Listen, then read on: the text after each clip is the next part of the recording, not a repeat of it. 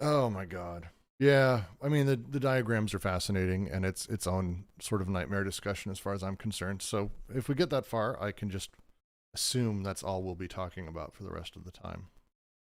We won't get any further, I suppose is how I would put it. Yeah, fortunately, they're near the end. I think they Very don't they fortunate. close the section. Don't they what?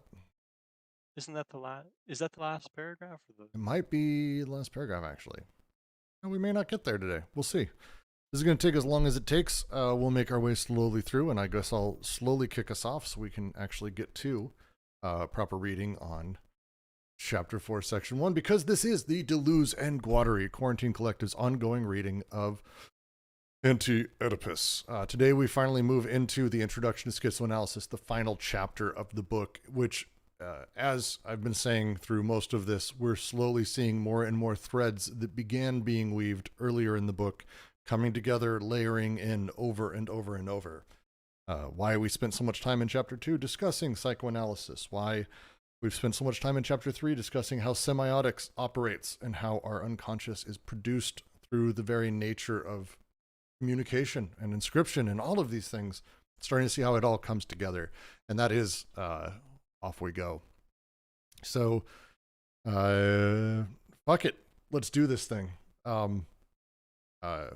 As always, if you like what we're doing, you can support us on Patreon, whatever, DGQC. It's perfect right now. We actually don't need money. Every dollar helps us head towards our goal of being profit neutral, which is exactly what we are, where we spend exactly the money that comes in, which is perfect. But let's see. Any other things? We're working on our Divagations conference. If you have anything that you want to contribute to the idea of wandering, which is the entire point of schizo, wandering, the better model than a neurotic on a couch. We intend to really break down what wandering actually means. If you want to help with that, we're in the Divagations channel here on our Discord. You can find us by Googling. For now, however, I'm going to go ahead and share and start reading out in 4.1, if you want to read along with me. Which comes first, the chicken or the egg? But also the father and the mother, or the child? Psychoanalysis acts as if it were the child. The father is sick only from his own childhood, but at the same time is forced to postulate a parental pre-existence. The child is sick only in relation to a father and mother. This is clearly evident in the primal position of the father of the horde. Oedipus itself would be nothing without the identifications of the parents with the children, and the fact cannot be hidden that everything begins in the mind of the father. Isn't that what you want? To kill me? To sleep with your mother? It is first of all a father's idea. Thus Laius. It is the father who raises hell and who brandishes the law. The mother tends to be obliging. We mustn't make this into a scene. It's only a dream, a territoriality. Levi Strauss puts it very well. The initial theme of the key myth is the incest committed by the hero with the mother. Yet the idea that he is guilty seems to exist mainly in the mind of the father, who desires his son's death and schemes to bring it about. In the long run, it is the father who appears guilty, through having tried to avenge himself, and it is he who is killed.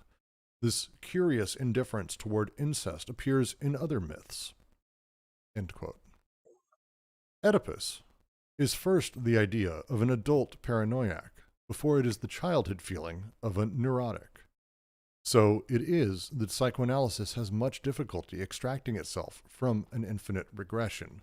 The father must have been a child, but was able to be a child only in relation to his father, who was himself a child, in relation to yet another father.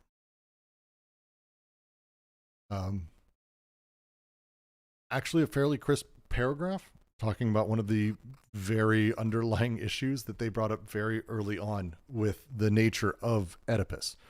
The joke being that the father is ultimately really the one who starts this, if you want to really talk about it. But the blame actually gets visited on the child, who ultimately he was a child himself, and he was in this position of wanting to kill his father and fuck his mother.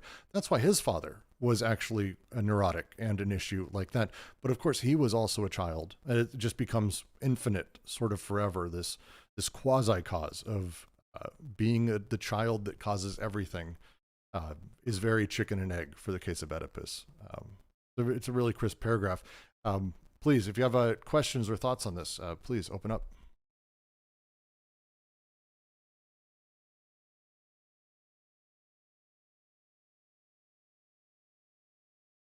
Yeah, I have a couple actually. So I guess where to start, right? One of the things that interests me about this paragraph, and like you're saying, it looks like it's a very simple paragraph and it is very straightforward, right? Um, the interesting thing to me though is if you start walking out in terms of like disjunction on that, right? What I think there, or at least where we can start to understand this in terms of three syntheses, is there is, in fact, there's a really good line they say earlier on, right? Society creates its own delirium by recording by recording desire and that something that effect. And I think that's where they're starting here. Um, so much so that this point about the child and the child and the father, but the child and the parents too. You can see them calling to attention things like the zones, right? The socius and the BWO. But also there's a problem of an exclusive disjunction at the filiative and the alliant level, right? The problem of father and son, or rather father or son on the distribution of guilt, which we're getting into kind of a wonky chicken or the egg problem in that manner.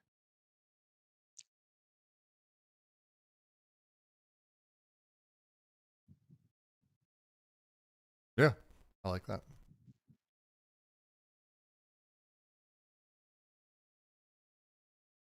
Anyone else? Please. It's an easy opening. It's not as, I think, difficult as a lot of these or a lot of the other ones have been in the previous sections leading up to this, for sure. But I want to make sure that if anyone has questions, we get through it because it's just on the edge of maybe you might have some things, which is fine. So if you have anything, don't hesitate. You can type it out in chat as well if you would like me to respond that way. But I can continue because we're about to move into what Jack was talking about, which is the delirium. So please, if you have something. Yeah, I'll throw one more thing out there then. So there's the point that they make about the disjunct and the conjunct, right? So if we do have this problem of kind of the exclusive disjunction and the distribution of guilt, um, where they're pushing us into, I think, with this question of delirium is going to be that the way that affects the representation of subjectivity, right? That the distribution of guilt and the consumption and consummation of guilt, so that's what it was, right? This is starting to come together as a form of delirium. And as we discussed again in Oedipus at Last, the previous section, we're talking about the nature of how capitalism invests the entire social field within the family. The Oedipalization of all of this ultimately stems from capital pushing all this axiomatization to the parents, to the child, to the carving of things. They describe it multiple times, the 3+1, the corner folded, things like that. It's just wonderful imagery.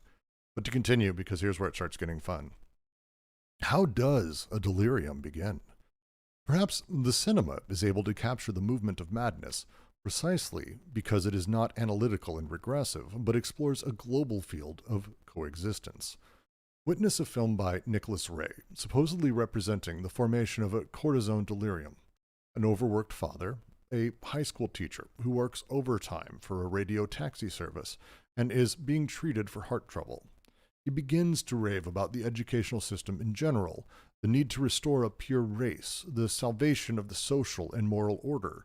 Then he passes to religion, the timeliness of a return to the Bible, Abraham. But what, in fact, did Abraham do? Well, now, he killed or wanted to kill his son, and perhaps God's only error lies in having stayed his hand. But doesn't this man, the film's protagonist, have a son of his own? What the film shows so well the shame of psychiatrists is that every delirium is first of all the investment of a field that is social, economic, political, cultural, racial, and racist, pedagogical, and religious. The delirious person applies a delirium to his family and his son that overreaches them on all sides. The investing of the social field, as we were just talking about, as Jack was just mentioning, this idea of the Oedipus, the paranoiac of the parent. He mentions Laius in the previous paragraph, who raises hell and murders, it goes out and kills, does all these things. The father raises hell, the mother being there. The core element behind all of this at the base layer is the delirium, and the delirium begins first by being invested socially. It's the first thing desire does is it invests within that sort of space and how these things sort of get formed.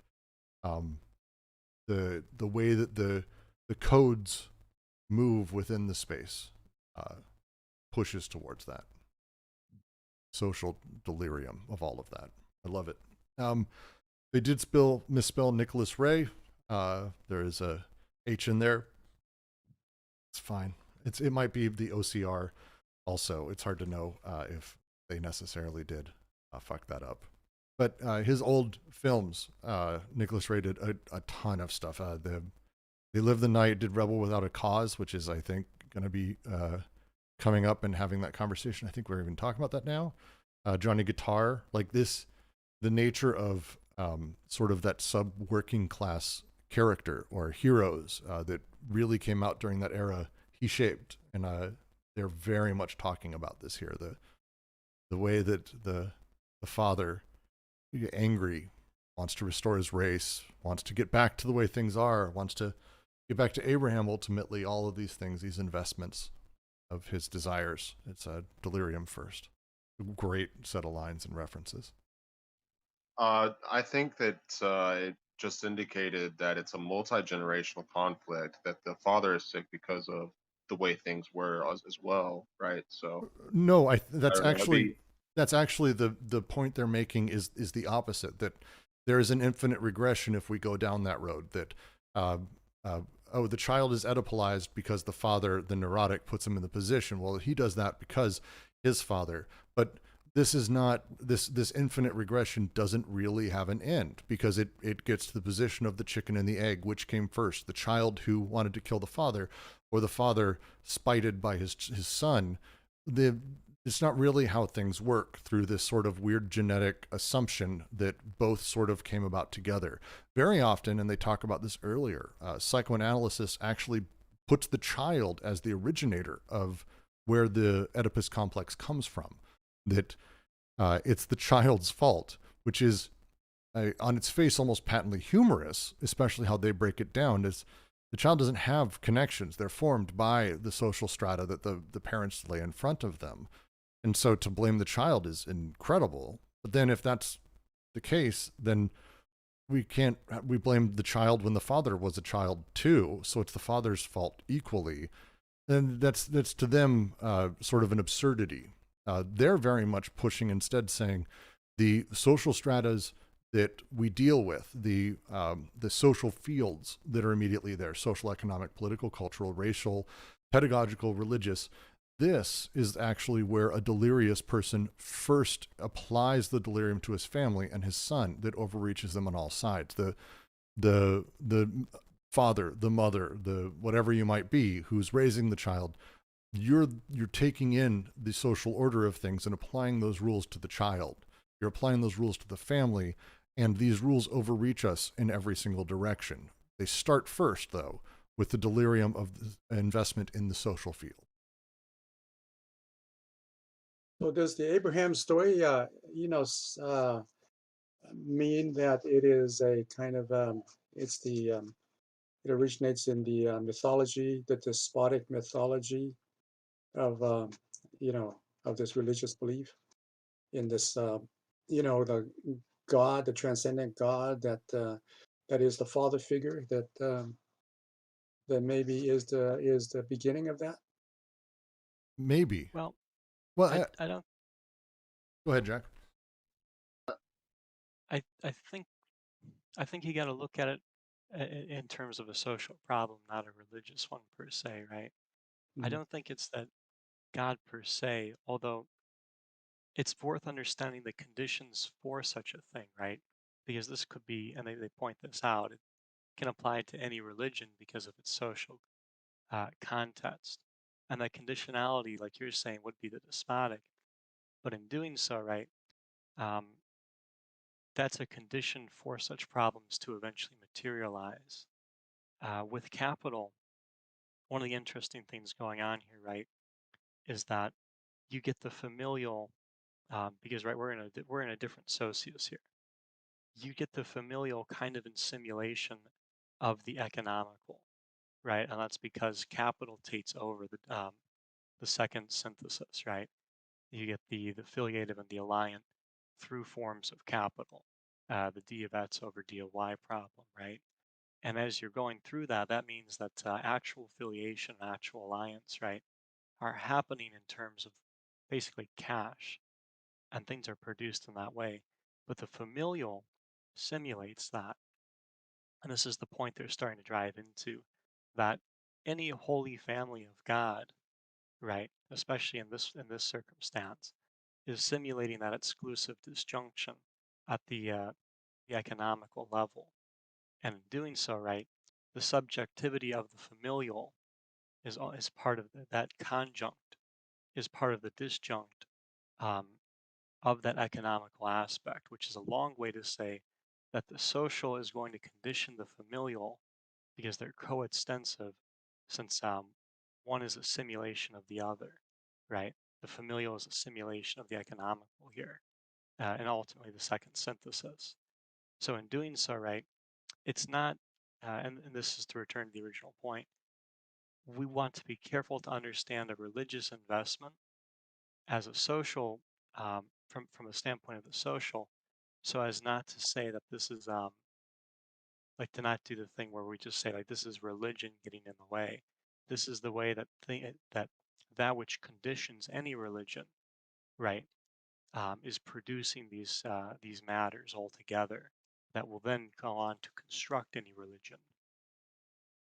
I would Well, like, add, just real quick, because I have a slightly different take that I think might be, maybe it's an oversimplification, but the phrasing here around Abraham specifically, because there's a little bit of a rant about Abraham in, I'm 99% sure we're talking about Rebel Without a Cause here. I haven't watched it in too long. The rant about Abraham specifically is, I think, brought in here as a wry joke because it's literally the opposite of the Oedipus complex.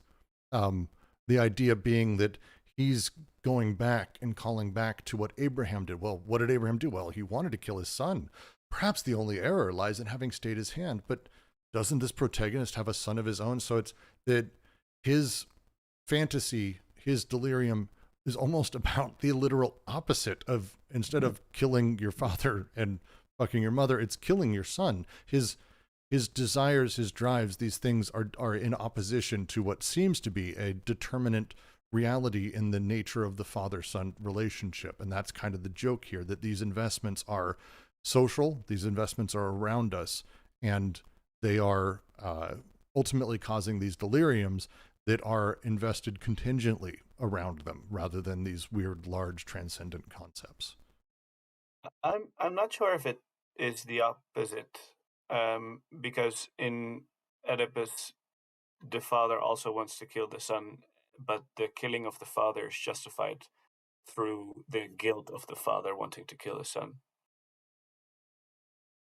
Right, Right? but that's the line they have here. But maybe God's only error was having stayed his hand. That's what Oedipus did. Oedipus stayed his hand. Like, again, this is a reference towards like that kind of thing, playing towards this about the protagonist ultimately wanting to kill his son, wishing he could kill his son. It feels like it's intentionally done there. That's, again, going back, these things are investments that are social. Is he wants to go through these processes. He wants to go through this. How I read it is that that's the primary, if there's a cause, the primary cause is the social field that is causing these investments and the deliriums that inform them. Yeah. Well, do in you the think that yeah, go ahead. I just think that in a social context, it'd be important to take a look at that.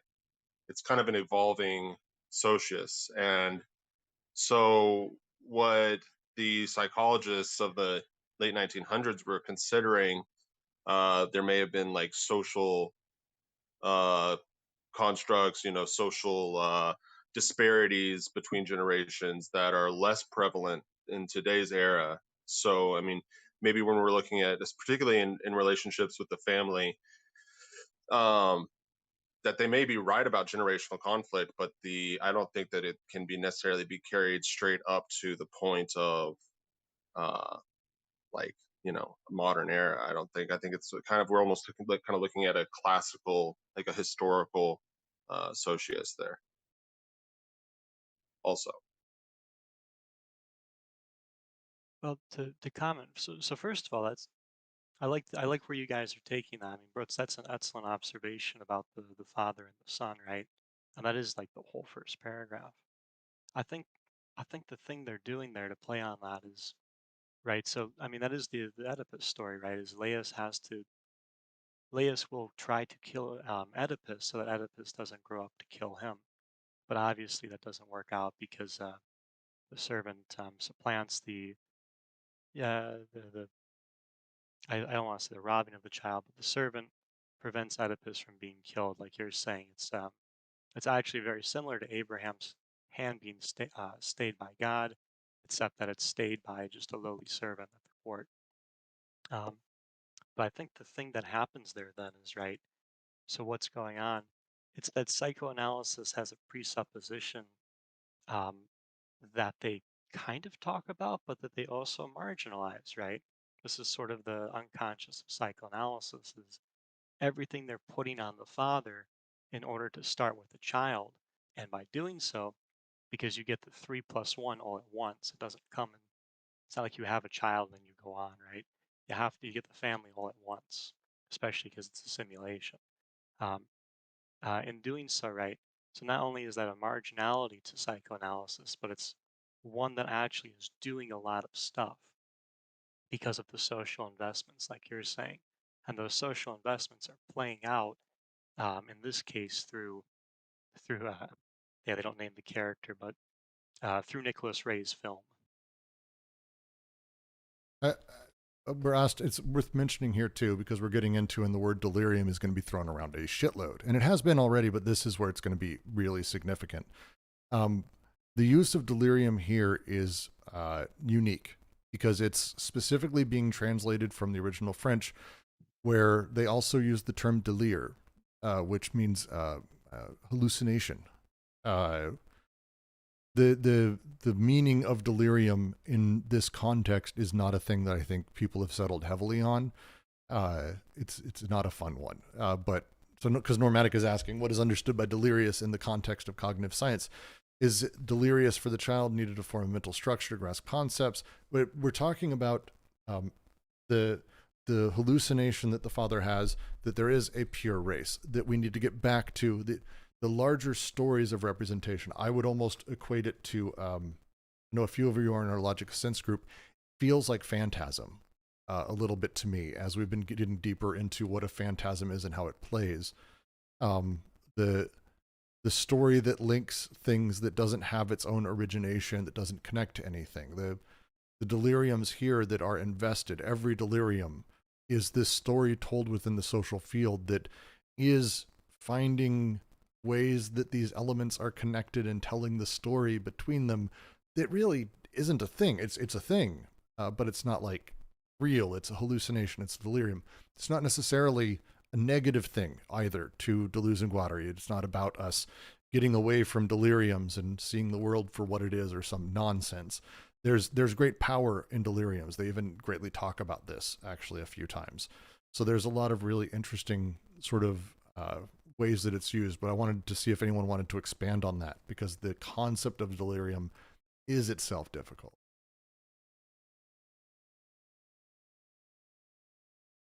I can get to the interview I usually read, but because there's this great piece that I think is actually called "What is Delirium?" that they did for Semiotext.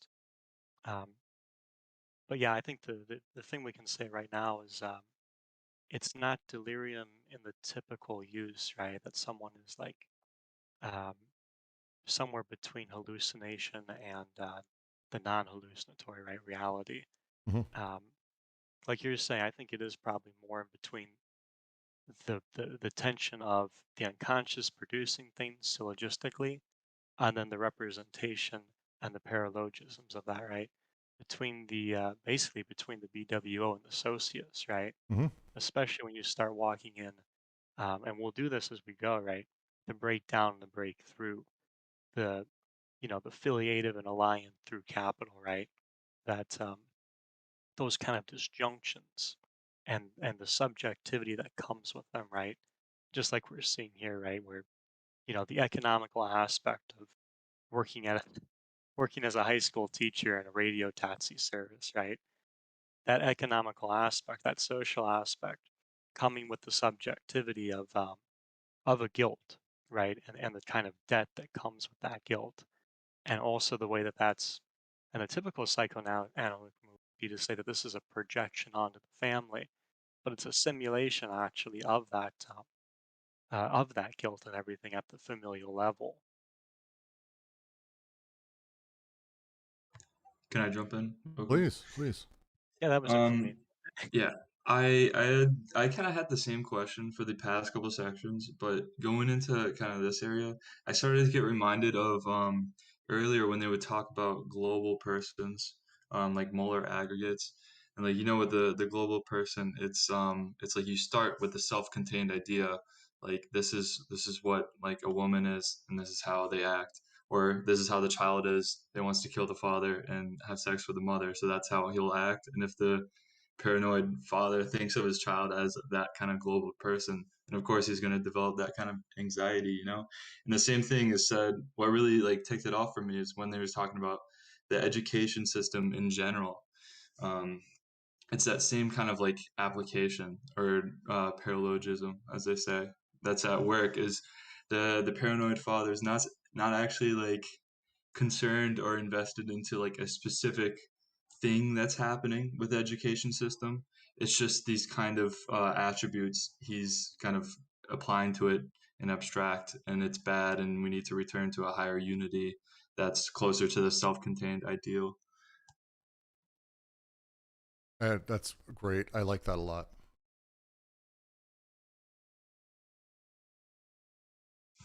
That's why I included that article too, because it's just really coincidental. The guy highlights it. I don't even think he's ever read Deleuze or Guattari, but he talks about how people at like the turn of the 18th century were concerned about Illuminati coming to America with anti-Christian values that would destroy the Christian way of life and all these things. Um, and the same thing with the New Deal in the 30s, that it was going to destroy like whatever kind of way of life, and not any particularity of it, just kind of the whole thing.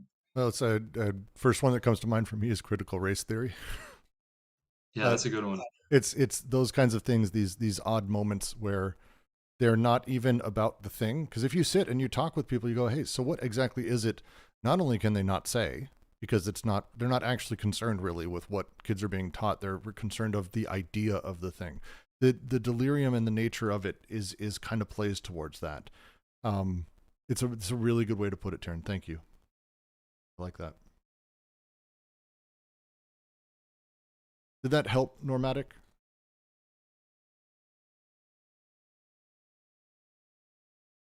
Excellent. It's a fun again, it comes down to, and they talk about this. They even have a big piece they did called "Capitalism: A Very Special Delirium." There's natures around us and deliriums around us that we're all taking part in. The idea that there are laws is one. There aren't. That is silliness. There's silliness there. But as some that we just kind of accept. It's the nature of sort of social axiomatics, is that there's this delirium that comes with them, that we just believe in the law, or we believe in these things. I really like the way you put it though, Tiernan. That's nice. I'm going to probably clip that later. It's a good one. Excellent. Any questions on this paragraph before I charge ahead forward?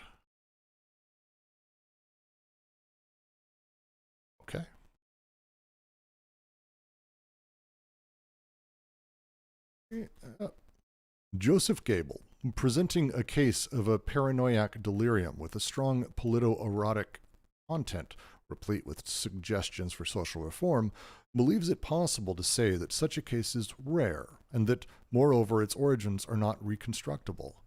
Yet, it is evident that there is never a delirium that does not possess this characteristic to a high degree, that is not originally economic, political, and so forth, before being crushed in the psychiatric and psychoanalytic treadmill.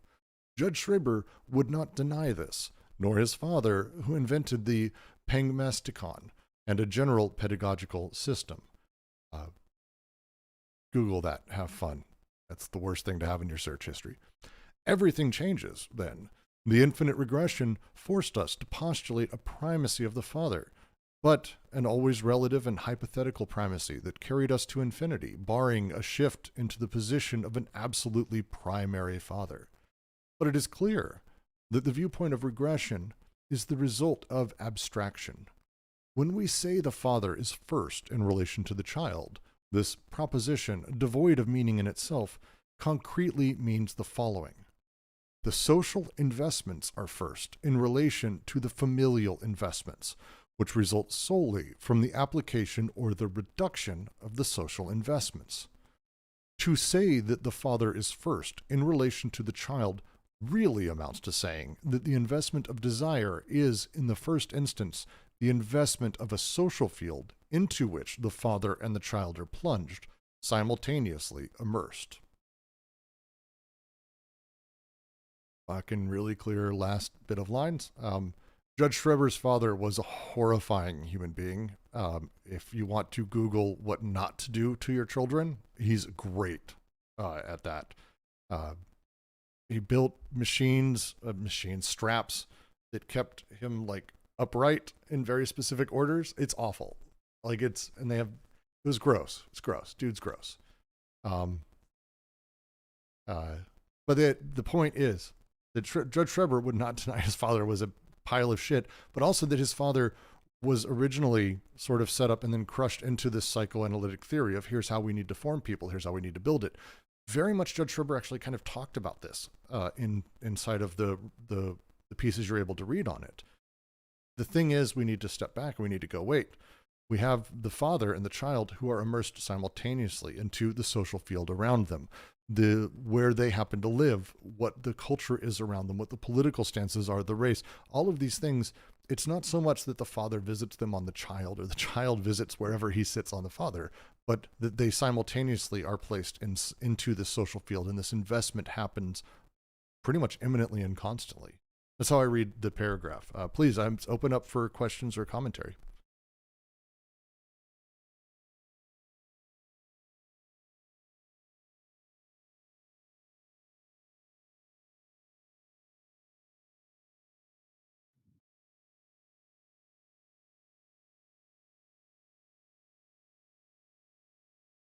Okay, well, that's excellent. It's a fairly crisp paragraph, I think. So I'm going to assume there's no major questions or comments, and we can keep going.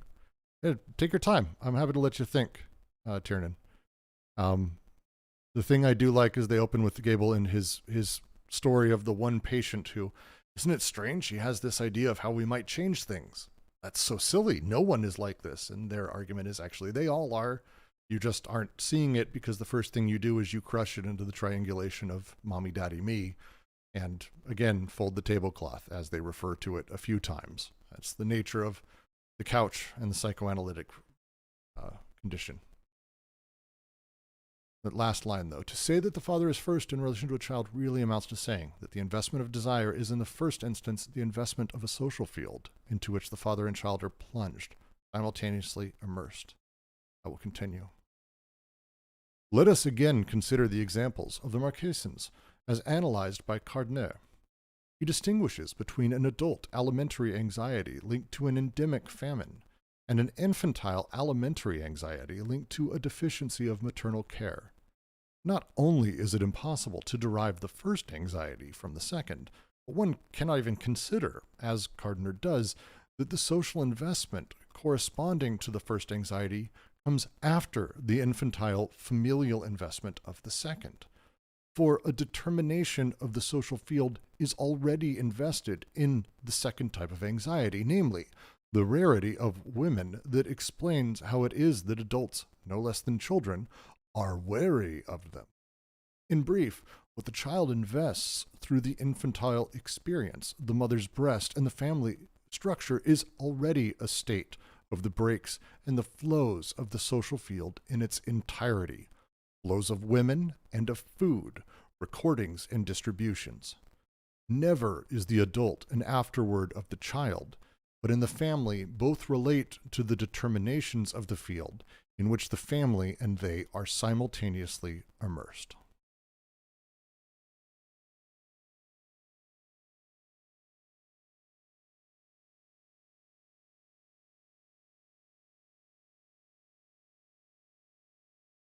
Also a very crisp paragraph.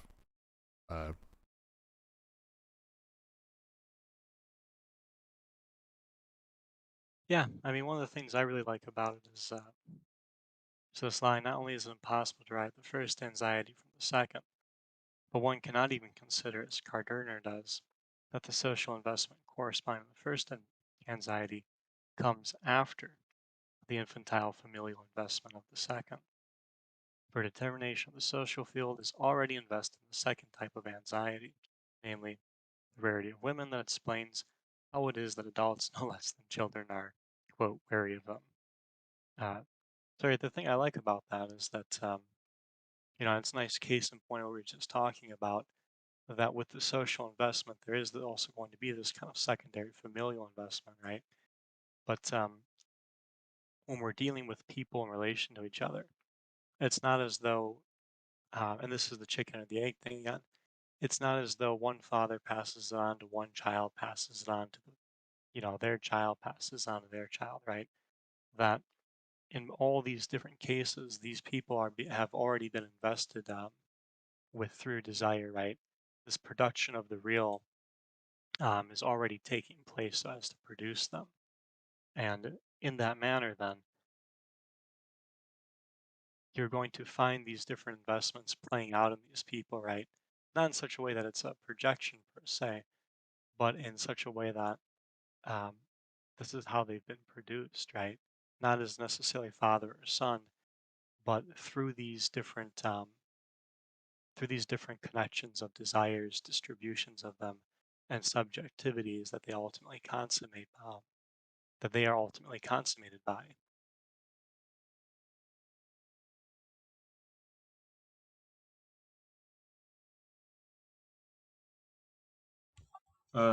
Quick question, maybe naive, but the first anxiety and second anxiety, that's just like the event that happened in someone's childhood that like follows them or whatever.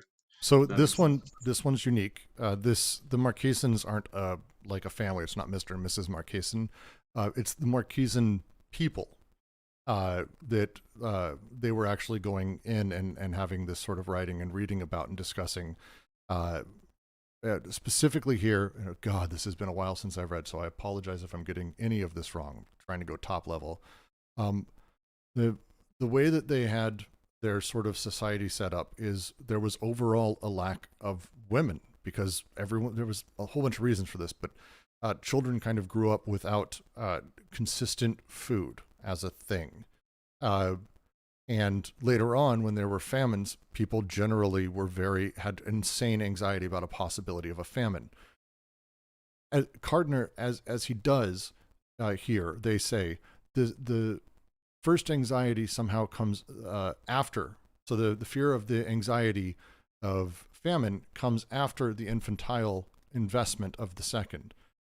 To them, the way that they're saying, in brief, what the child invests through the infantile experience, the mother's breast, the familial structure, is already a state of breaks and flows of the social field in its entirety. It really isn't even a second, almost, that they're saying here.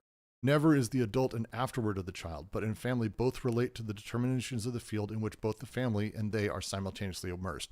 The nature of having a lack of women is a famine in and of itself. These are the same thing. There is a political determination. It's not just my lack as a child of having mother around or being fed, but instead the larger social realities that everyone is sort of subsumed through. It's happening to the child and the parent. It's not that there's a second anxiety, is how I read this. But it's a tough paragraph to kind of break that down. I'd love to have if anyone else sets that up.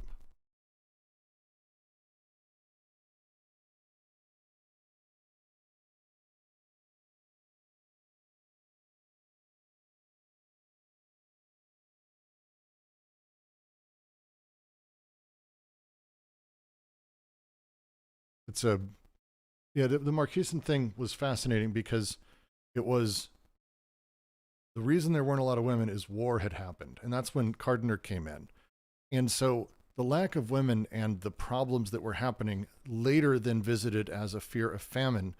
He saw as, oh, they didn't have that. It's like, no, we're talking about a larger political and social political reality. It's not just that the baby didn't have food and then that sort of registered as, oh no, no food, but that there is, as a family and as a group, the people who are taking care. The lack of women was due to a fucking war. I'm pretty sure. Goddamn, I need to Google this before I say anything more. Give me a minute. If someone wants to talk, I should Google that before I say anything more.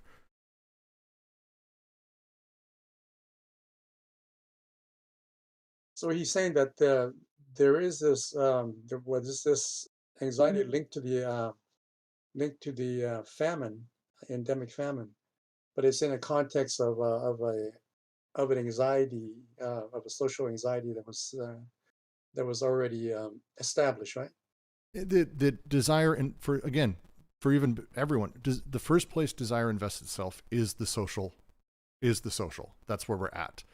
And Right. so there we go. Thank you very much, Sinclair. Jesus. So if that's the case, the idea of breaking down is, oh, it's mother breast, and that's no. There's a social stratum that actually is sort of visited on everyone simultaneously. It's not just that, oh, the father has a more developed this, but it's because when he was younger he had this. It's like everything kind of visits us as part of this social investment, this larger social field that plays through all of these things. Because it's the point they make here. I think they're saying it straight because it's hard to tell when they're being sarcastic sometimes.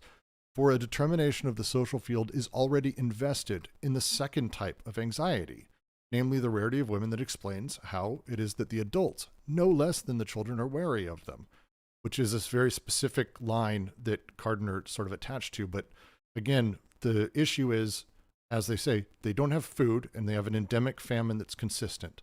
And there's this like issue that babies aren't getting enough food. This infantile alimentary anxiety linked to a deficiency of maternal care.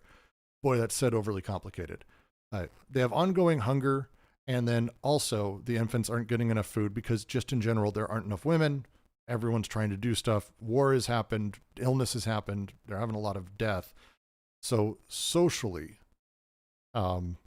it's all being visited at once. Logan on our YouTube says, I can't tell if Deleuzian's Googling is tenderly ironic or it's right on brand. Also unable to figure out whether or not tender irony is quintessentially Deleuzian or Guattarian. I don't even know what that means. We're Googling to understand what references are. That's what we do. Jean Claire says, it's like collective generational trauma passed down.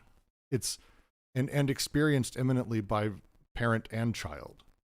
As a social investment, I think is what this is talking about here. Familial structures already in a state of breaks and flows of the social field in its entirety, flows of women and of food, recordings, distributions. Never is the adult an afterword, but the family both relate to determinations as they are simultaneously immersed. Yeah, I think you got it there, right? It's not, I don't think it's the passing down in that, it's that in the social context, right? The way that everything's being produced, right? There aren't, the idea of weaning on that isn't a scarcity too. And there's a repetition that comes with that, right? Uh, so it's not so much like this is something that the child is going to carry going forward, that they had a problem with their mother growing up or what have you. Um, it's that these acts of feeding in that, right, existing through a social investment, such that the child would be doing these weaning acts acts, right? Mhm. Oops, you still hear me? Yeah. Sorry about that. Didn't move my mouse for a while. So in the repetition of those acts, right, there's a recording that happens and a distribution, and there are subjectivities produced through that, right? And that is that's what we're seeing here, is that ontology of it, as opposed to um, the passing down of a generational issue with women, right? Yes. Well, and again, I think all of this is ultimately coming back to the same thing that it started with, that they've been talking about in the irony they brought up early in chapter 2 and mentioned in 1, which is the idea that it starts with the child, which is very much what Oedipus is about as a complex, that it requires all three. This is the comment of the chicken and the egg. The idea that it starts with the child is silly, but here's how they're explaining it, and here's how they're kind of getting through that.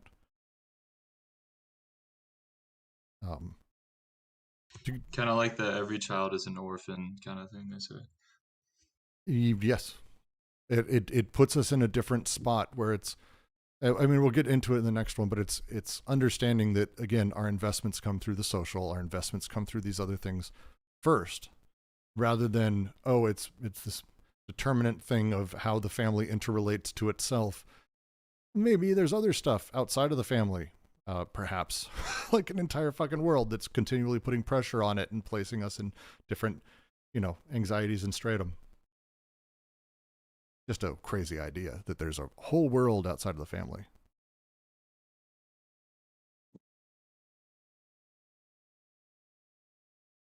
I suppose that's why there's an I in family. Logan is asking an excellent question. I'll stick around to the end. We'll bring it up. We're going to try to get through some more text. I'm going to continue the next paragraph, and we'll continue through, though. Hence, we are confronted by three unavoidable conclusions. One, from the point of view of regression, whose meaning is only hypothetical, it is the father who is first in relation to the child. The paranoiac father Oedipalizes the son. Guilt is an idea projected by the father before it is an inner feeling experienced by the son. The first error of psychoanalysis is in acting as if things began with the child. This leads psychoanalysis to develop an absurd theory of fantasy, in terms of which the father, the mother, and their real actions and passions must first be understood as fantasies of the child, the Freudian abandonment of the theme of seduction. 2. If regression, taken in an absolute sense, reveals itself to be inadequate, it is because this regression encloses us in simple reproduction or generation. Furthermore, taking organic bodies and organized persons as its object, the theory of regression merely attains the object of reproduction. The point of view of the cycle alone is categorical and absolute because it attains production as the subject of reproduction, which is to say, it attains the process of autoproduction of the unconscious, a unity of history and of nature, from homo natura to homo historia. It is certainly not sexuality that is in the service of generation, but progressive or regressive generation that is in the service of sexuality, as a cyclical movement by which the unconscious, always remaining a subject, reproduces itself. There is then no longer any call for wondering which is first, the father or the child, because such a question can be raised only within the framework of familialism. Father is first in relation to the child, but only because what is first is the social investment in relation to the familial investment, the investment of the social field in which the father, the child, and the family as a subaggregate are at one and the same time immersed. The primacy of the social field as the terminus of the investment of desire defines the cycle and the states through which a subject passes. The second era of psychoanalysis, made just as it was completing the separation of sexuality from reproduction, lies in having remained captive to an unrepentant familialism that condemned it to evolve solely within the movement of regression or progression. Even the psychoanalytic conception of repetition remains captive to such a movement. let's take the conclusions and break them out. There's 2 so far. We haven't gotten to the third. The first element that is important that we need to deal with is the fact that it is the father that comes first to the child. The father Oedipalizes the son. I think makes more sense than having a baby do things to a parent. Sure, but they outline sort of why. We need to forget that things begin with the child. We need to instead change how fantasy is built and change the terms of which those things matter. Their real actions and passions must first be understood as fantasies of the child. No, we're tossing that aside. The parents are the parents. This is the second. If regression taken in an absolute sense reveals itself to be inadequate, because this regression encloses us in the reproduction or generation. This is because, and to say it short here, it requires the family. The family starts here. This is the thing. The point of view attains production as a subject of reproduction. It attains the process of autoproduction of the unconscious. This is because this is the family first. The father is first, but only because what is first is the social relation in relation to the familial investment. How do you tell a child to be successful? Well, the father has to. The mother, sure, a parent. The parent has to do that. Now, why do they say certain things, or how do they do that? Oh, the social field. This is the thing I think that makes more sense to all of us. It's not that a parent divines on their own what success of a child looks like, or the right college to go to, or the right elementary school, or how to stand, or how to talk, or how to say please and thank you. These are things that are not the child visiting that upon the parent, or why to say these things. This is the society at large and the social field as a investment of the parents being visited on by the whole family imminently at once. This is the grouping of it. Jean Claire, I'm going to make sure we star that because that's just a great pulling out. Someone else star that. It's a phenomenal clip of that.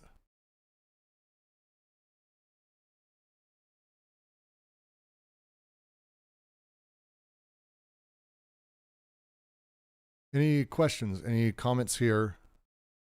I know it's a little bit much to sort of read through. The third bit, which is what Jack has been getting at, which is the disjunctive, is coming up in the next paragraph. These are essentially the two things. The first understanding that, no, it's the father that comes first, but the reason that the father comes first is it's because of the social field that is impinging upon the family as a whole, and that the family is a form to the setup. Yeah, I mean they're already getting at it with this idea, with the point that guilt is an idea projected by the father before it is the inner feeling experienced by the son, right? Um, I think part of what you can draw from that, or at least what I draw from that, it goes all the way back to the first socius, right? The use of guilt in the theater of cruelty, the use of guilt in the distribution, the distributive synthesis, right? The filiative and the alliant, and the use of debt, or particularly then the debit system as opposed to crediting in the second socius. So I think you're getting that carry on right here as well. And like you're saying with the second, the one of the things that I attached to there is, it's funny, you could almost contrast this with the eternal return and that, but um, one of the things that I take out of this point about the cycle there is, right, and this is something I think we've seen a lot of the ways we think about things, right? We take a process and we take it in terms of something regressive or progressive, right? And it doesn't really, it appears to us as though it's self-produced, right? Um, and that's kind of the thing that we're circumventing here, is that instead of seeing the process in its self-production, which would be the unconscious, right? I think what they're getting at is we're basically taking the organization of something, we're taking something that's appeared to us, and we're making that the explanative means for what came before or what comes after, right? that we're going to keep finding it in this configuration, and we're not able to really explain how it's been produced, right? We're going to keep finding the Father and the Son, but we can't really, we can talk about how it passes on generations, and we can talk about how it precedes generations, but that doesn't really get at the production of that, right? What made all of that possible? How did it happen? Instead we're just going to go backtrack or forward track and basically repeat ourselves. But that's not auto production. That's not the unconscious. But it looks like it. That's the trick. It does. It does. It's the auto production of the unconscious is absolutely a key phrasing there. Unity of history and of nature from homo natura to homo historia is a great line.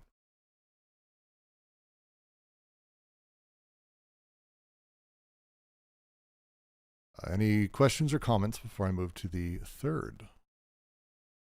Yeah, just to piggyback on my comment there, just to make my point a little bit clearer too, where they say like sexuality is not in the surface of generation, right? Generation and regeneration are in the service of sexuality.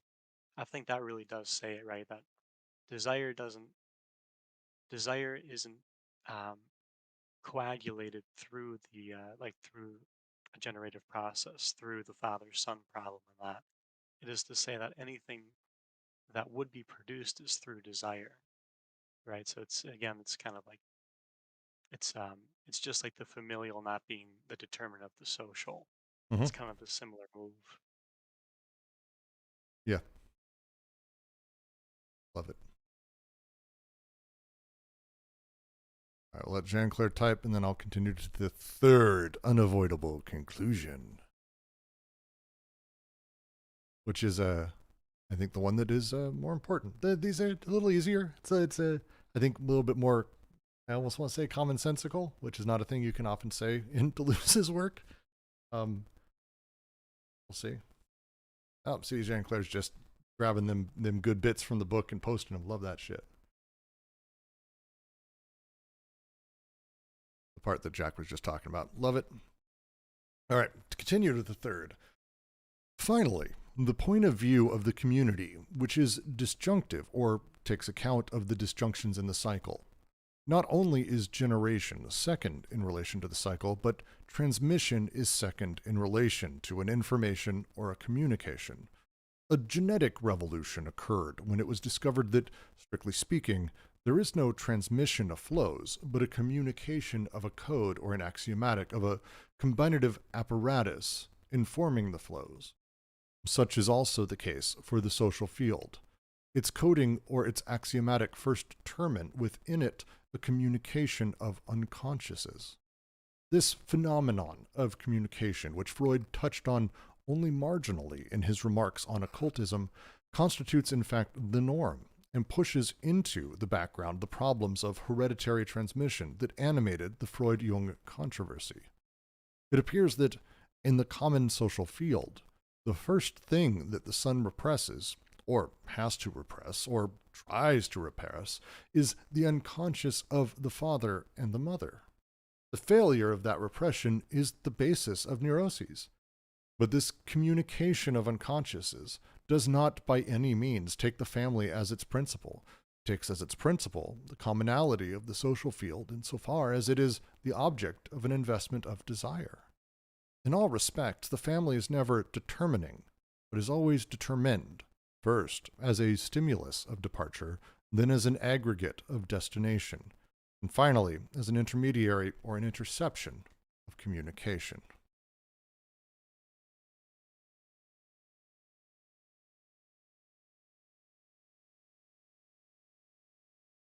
The first thing a child needs to repress is his parents' unconsciouses, which I really like that line, and I think I personally, it groks me real quick. It flows. I get it. But as a parent, it's very clear as a thing that is something you experience and get to watch your kid go through.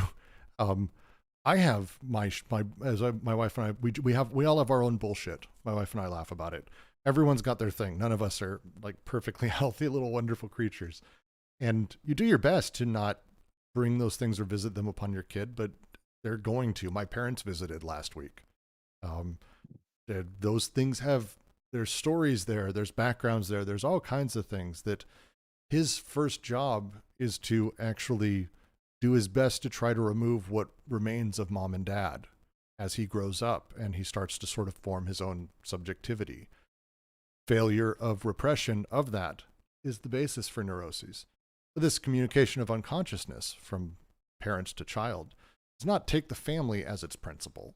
It doesn't give a shit about family. It takes as its principle the commonality of the social field insofar as it is the object of investment of desire. My son goes with us when we go shopping at Safeway, or when I go to Costco, or when I'm walking around the lake, or when I'm going to go fishing, or when my wife goes out to go to the tailor to get something fixed. It's the nature of these things. He's with us when that happens. It doesn't take the family as its principle, but instead our relation as almost a single unit to society.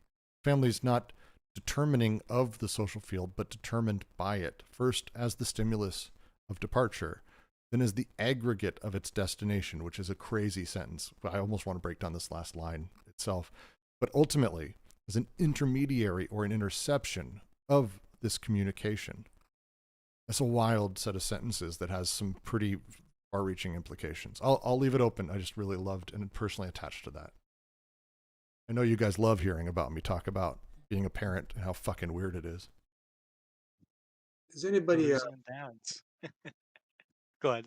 can anybody elaborate on that Freud and Jung controversy? That sounds like related to the footnote here with Spinoza's unconscious posed by Spinoza, and then related to Myers, James, Balling, and Bergson.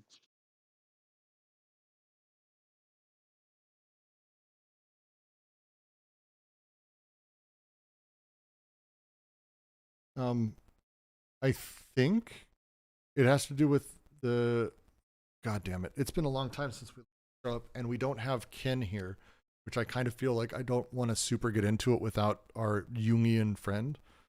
I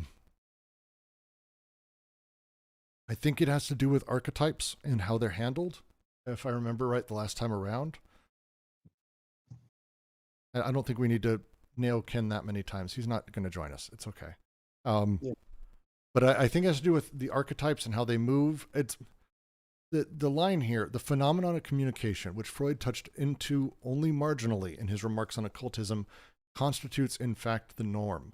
That the lines he's got before here that he's talking about are that it's not simply that there is no transmission of flows, the desire moving between, which is a little bit of that early Freud, desire itself, libidinal energy transferring. It's actually no, what happens is the communication of code or axiomatics, the codification of desire that moves and transmits and informs the flows as they move. This is the thing Freud touched on that animated the controversy underneath all of it, that it's about the communication of codes rather than just the transference of flows.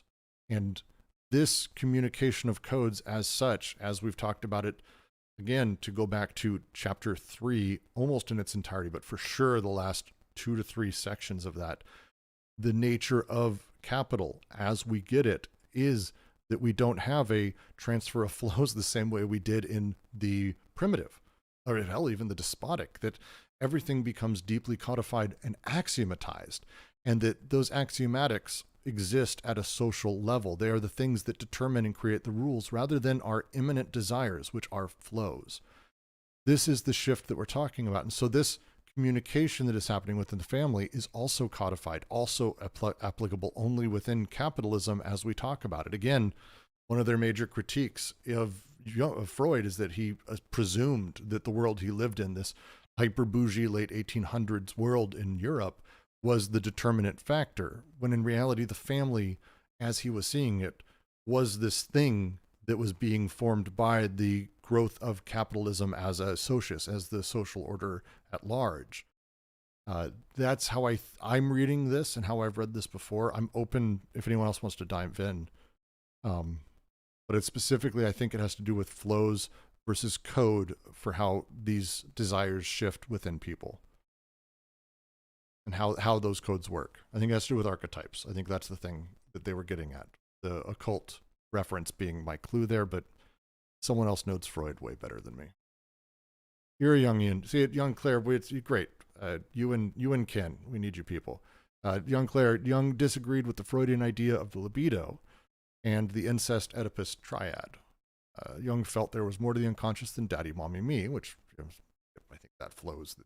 They agree with it as well. But it's the line pushes into the background the problems of hereditary transmission. How do we transmit information to our children? That's the question that they're trying to answer here. How do I teach my son about the world? Well, it's not just literally the words that I say to him. There's a codification of general behavior and everything. But it's not just that I'm passing on my desires to him, which is, to go a little bit back into Freud, not wildly off from some of the shit that I've read that he wrote and some of his minions also wrote in return. I think. I just need to add that. It should be assumed that every time I finish talking, that's what I intend to finish with. Is I think, yeah. So in this case, Deleuze is critical of Freud's, particularly the Oedipal complex, where he might be more agreeable with Jung's idea of the archetypes that resides in the unconscious and is not so easily co-opted into the capitalist socius, right? I would put it to Jean Claire to answer that for me. But they quote, Jung once said, "The greatest burden a child must bear is the unlived life of its parents," which is a fucking great line. But two, sounds like what we're getting at here. The first thing a child must do is repress its parents' unconsciouses, the unlived life of its parents. I mean, to me, this sounds like we're driving at much of the same thing, but I'm sure there's a million things in Jung that whatever I'm totally going off the reservation with. But I think generally they would sign that direction. Yeah. When it's the last line here. Sorry, go ahead, Jack. And I don't have my understanding between the Freud and Jung is there's a whole slew of disagreements, right? And Oedipus is certainly one of them. But if we go back to the topic of the paragraph, right?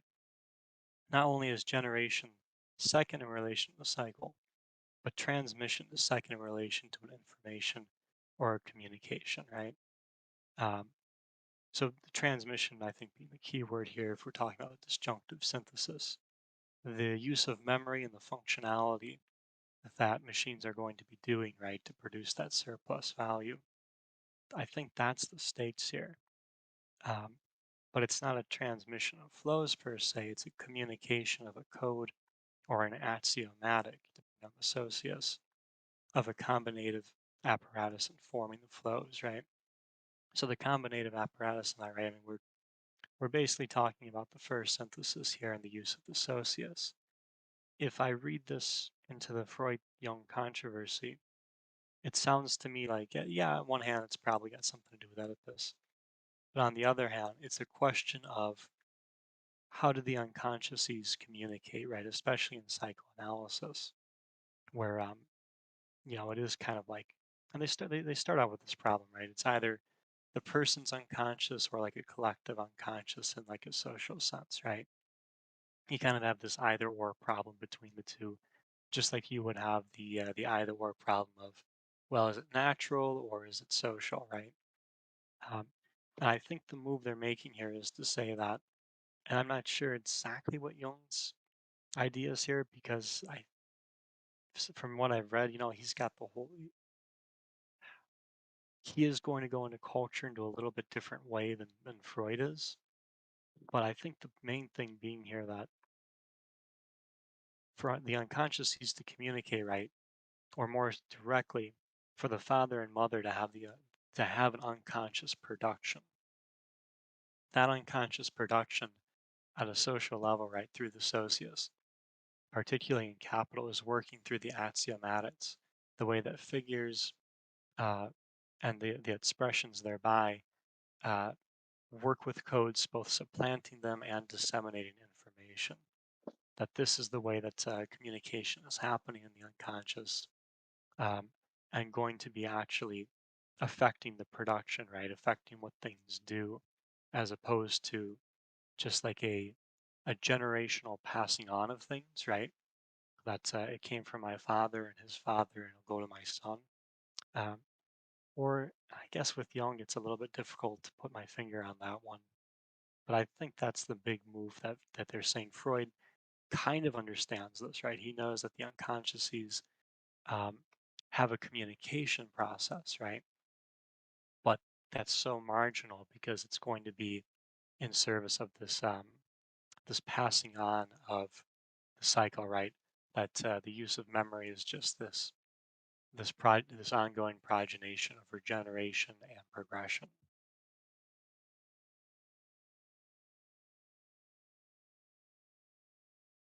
Or to say it simply, right? It's not that the family is the determining thing, it's that the family is determined, right? So the way that the unconsciouses communicate isn't necessarily by reference of the familial. It is to say that their communicative process is actually going to be what invests the familial.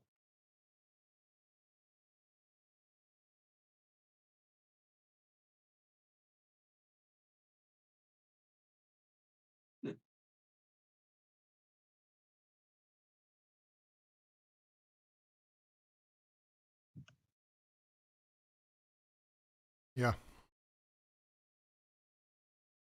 Oh, a lot there. I'm going to move on to the next paragraph because there's a lot to discuss in this next one.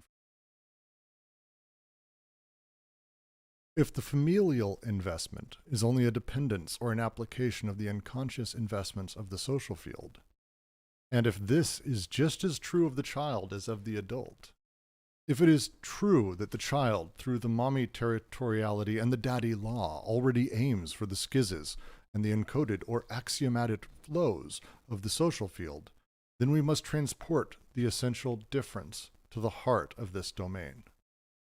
Delirium is the general matrix of every unconscious social investment. Every unconscious investment mobilizes a delirious interplay of disinvestments, of counterinvestments, of overinvestments.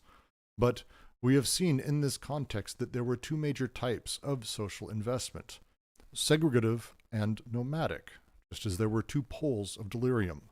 First, a paranoiac fascising type or pole that invests the formation of central sovereignty, overinvests it by making it the final eternal cause for all the other social forms of history, counterinvests the enclaves or the periphery, and disinvests every free figure of desire. Yes, I am your kind, and I belong to the superior race and class. And second, a schizo-revolutionary type or pole that follows lines of escape of desire, breaches the wall and causes flows to move, assembles its machines and its groups in fusion in the enclaves or at the periphery, proceeding in an inverse fashion from that of the other pole. I am not your kind. I belong eternally to the inferior race. I am a beast, a black. Good people say that we must not flee, that to escape is not good, that it isn't effective, that one must work for the reforms. But the revolutionary knows that escape is revolutionary. Withdrawal freaks, provided one sweeps away the social cover on leaving or causes a piece of the system to get lost in the shuffle. What matters is to break through the wall, even if one has to become black like John Brown. George Jackson, I may take flight, but all the while I am fleeing, I will be looking for a weapon. Hell of a statement. One thing I always loved about that reference is, at least in my edition, if you go all the way back to the notes for Introduction to Schizoanalysis to see where this occurs, it's absolutely blank. There's just 5 in an empty space.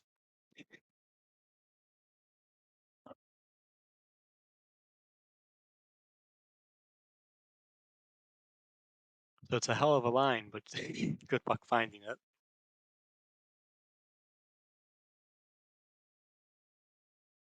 There's a lot here. Where do we want to start? Well,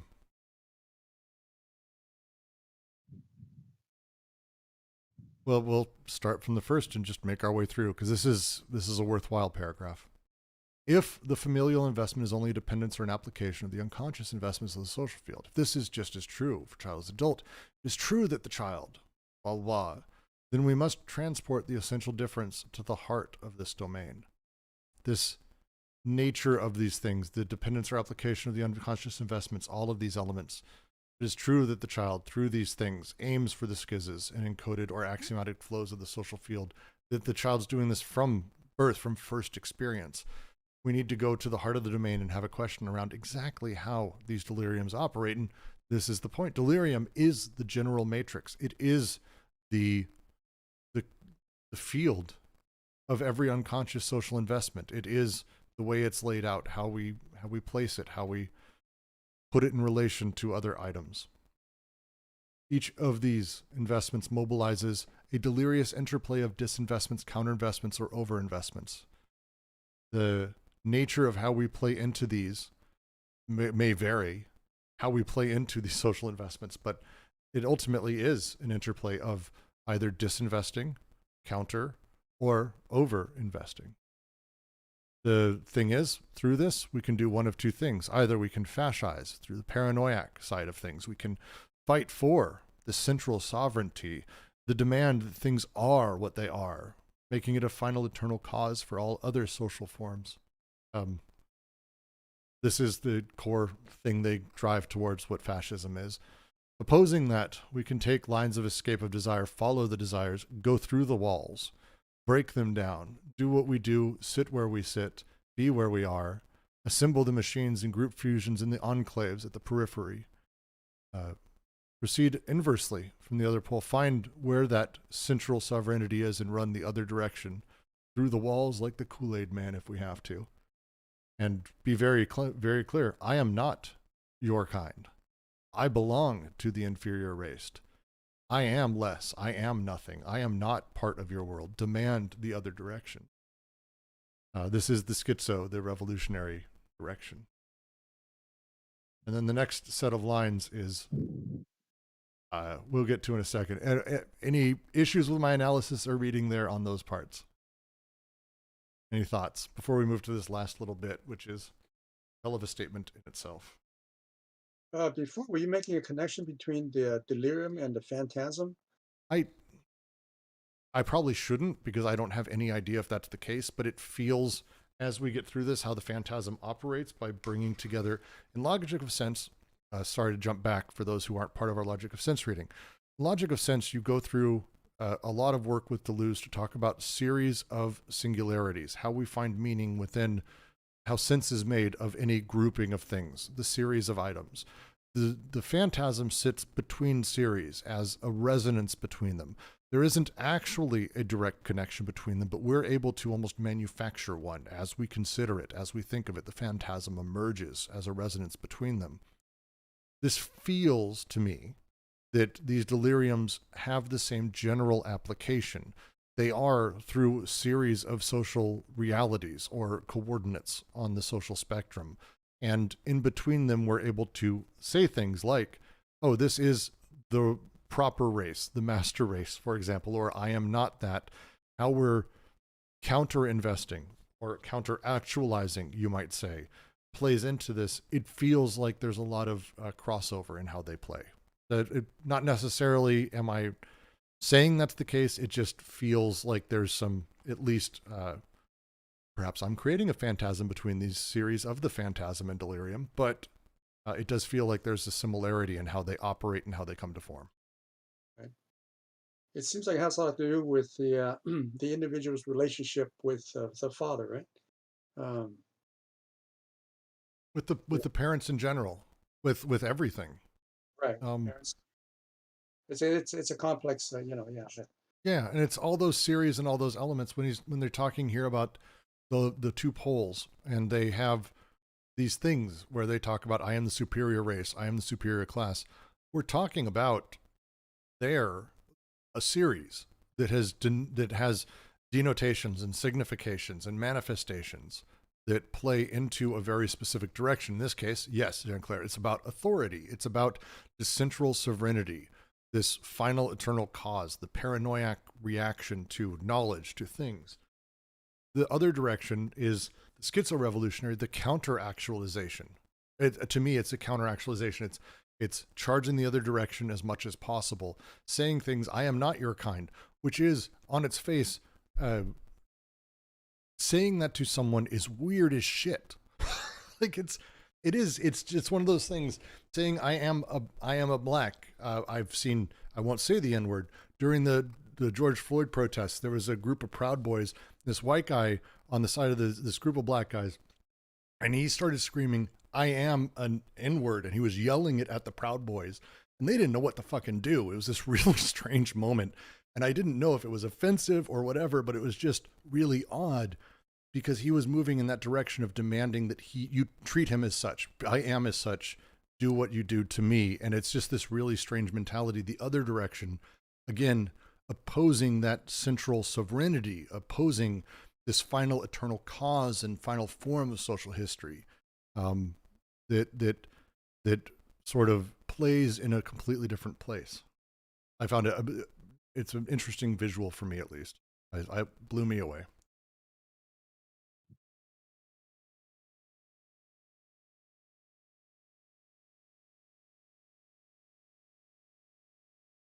Maybe this is a question that he will get into later, but when they talk about escape in this context, what do they escape to? Oh no, that's I would say that the problem is asking that question. Lines of escape are literally just escape. But Jack, feel free. Well, yeah. Oh gosh, I looked away. I'm like Lot looking back, or Lot's wife looking back. Yeah, the thing I was going to say to your example there, Brooks, is that might actually help answer that question, right? Because the point about delirium is that you have the like when they're talking about matrix, right? You have the whole bundle of counter investments and, well, let's just put it in easier terms, of breakdowns and breakthroughs like we saw in capital, right? There's the problem of the displacement of the limit and then the breaking of the limit, right? Which would be that schizophrenic, this is what they're talking about with the wall, right? The schizophrenic aspect coming into play and breaking that all down.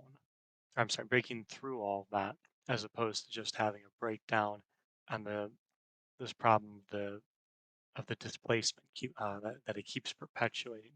With your example, Brits, I think what you see is an example of what they're talking about, because by doing that, right, it's not an escape in the sense of the guy just like walked away and left the fight.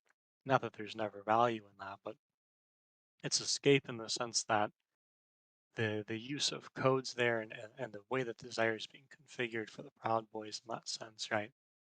The subjectivity of whiteness and that, but also the identification of an exclusivity, right? You either are or are not, right? In a sense, an us-them mentality, right? An exclusive disjunction is completely supplanted there, because now there's an investment being made now, because with the unconscious, whenever there's an investment made, it's reflexive.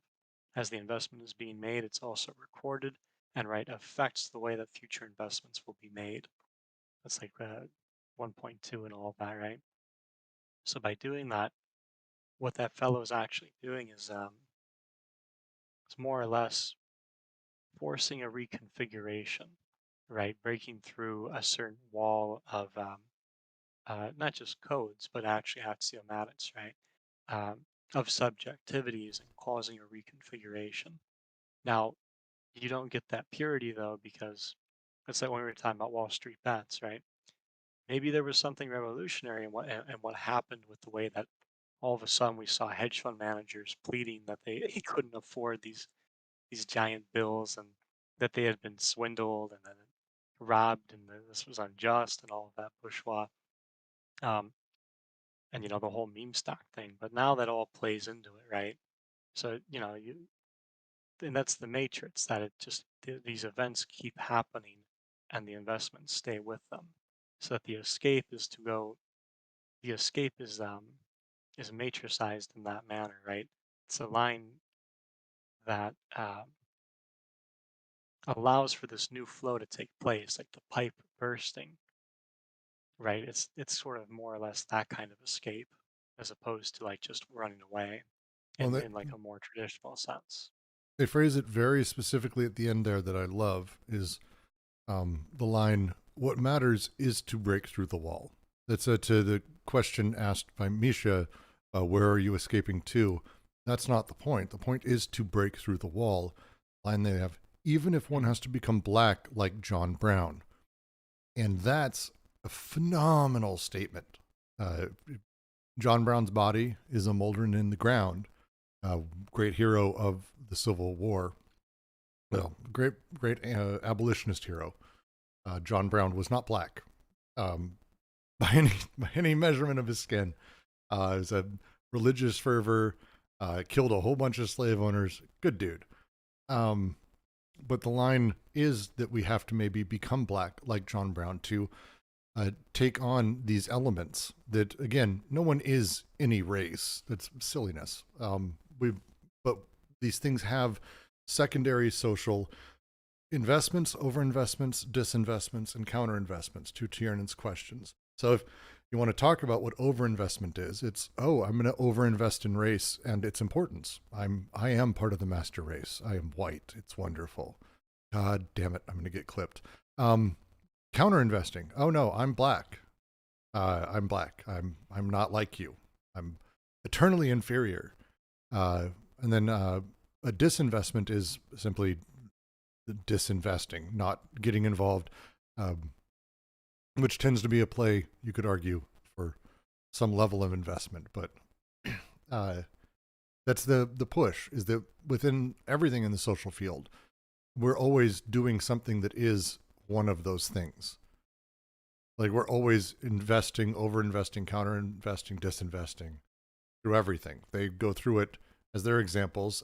The paranoiac fascising type pole invests in the formation of central sovereignty first. It's a power station. Overinvests by making this form the final eternal cause from all other social forms of history. America is the greatest country that ever will exist. It's not hard, by the way, as an American, to come up with good examples of the garbage here. Counterinvest, the enclaves or the periphery. Jesus Christ, I don't want to give depressing examples, but find things at the peripheral of the power structure in white America. It's not hard to find where they counterinvest. Black towns in Alabama that haven't had running water or have an open air sewage system. These are the things that they counterinvest as a setup. And they disinvest free figures of desire. The free figure of desire here that is completely just sort of left by the wayside. They're able to say things as such. They come out and say, I am your kind. I belong to the superior racing class. I'm part of you. The incredibly poor Trump voter who has nothing in common with anyone who's wealthy, voting for tax breaks for billionaires. The Elon Musk fan. This is their investment and where it comes from, and they're fascising on that side of the pole and how their investments work. And so is that so-called breaking of the wall an alternative to any kind of investment, or is it also an investment? Sorry, that's where I'm a little bit confused. You're still investing. Okay. Yeah, it's just an inverse fashion from the other pole. That's their point here. It's a question of what everything we deal with socially, we're investing in something, counterinvesting, disinvesting. What we are, or our subjectivity or our relations socially, are these different levels of investment in all kinds of things and deliriums socially. Question is, what are you invested in? That's the question. And not in terms of, I really love this liberal type, no, I back equality or shit like that. No. Where are you investing? What stories are you telling? What is your delirium that is being told through what your investments are? To them, they say the lines of escape would be proceeding in an inverse fashion. Breaches the wall, causes flows to move. It's very much overinvests almost every free figure of desire. It's the opposing reality. I am not your kind. I belong to Specifically, I belong eternally to the inferior race. It's not, oh, today I'm black because whatever. It's I'm eternally the inferior race because I refuse to be part of that power structure. It's counter investing in that central sovereignty, in that authority. It's very specific words they have around all of this. I'm not sure I'm a cool fan of how they phrase "I am a beast, a black," but I think they're making some points in reference to a few other texts there. Just awkwardness. Yeah, it's from Rimbaud. What? Yeah, it's from Rimbaud. Oh. It's a French poet, Arthur Rimbaud. Oh, that would make sense then. Because isn't Yeah, Rimbaud you don't put also it in who quotes. Rimbaud who is they should put in quotes. Rimbaud is actually who they reference in Capitalism, a special type of delirium, a very special delirium. Rimbaud is who they actually reference pretty directly a couple times. That makes sense. Yeah, I mean and it's kind of goes back to your example, right?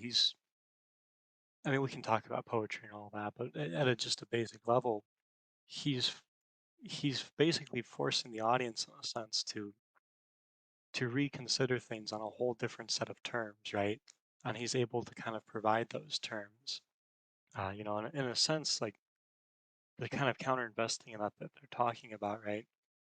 It is this kind of schizophrenic thing in that, but it's like this aspect of I am a beast, I am a black, right? There's a way in which certain things are affirmed, and in a sense, like the negative is basically inverted too, right? Because like in your example of Alabama and that, something like a black town and that, I mean, it's still there, right? But it can be defined in terms of what it's not, which is the white town. But there's a way in which, through an affirmative process, I think what they're getting at is um, the affirmation of something like blackness and that quality. It's not to simply identify as being black and that, right? This gets into a problem of particularly over-investing, right? Just like over-coding, where now you're just kind of putting blocks of signifieds on top of each other. What you instead get is something like that functionality being redistributed um, in a manner unlike the exclusivity of it, right? Where instead of it just being an either or problem in that, either white or black in terms of the distribution, you end up getting that inclusive disjunction where a new subjectivity altogether is being produced, a new configuration is made possible through this particular schizophrenic use because the wall has been broken through, right? Desire is now flowing and connecting in different ways, um, with and now on its own terms, right? But also with having passed beyond that absolute limit we were talking about, that is actually supplanted in a certain sense. The last thing to mention is it's worth reading Deleuze's letters. He did a bit with Claire Parnett. But anytime he mentions Lines of Flight and George Jackson, very specifically in reference to the black radical George Jackson, who died in a prison riot when he took hostages. And actually, he wrote some pretty fantastic bits. There's a book called Letters of George Jackson. I think it's called Journals of? Damn it, what's it called? Something from George Jackson that very much Deleuze was very taken by. And it's pretty formative, especially to this, but also his future writings, worth looking at. Yeah, really good stuff.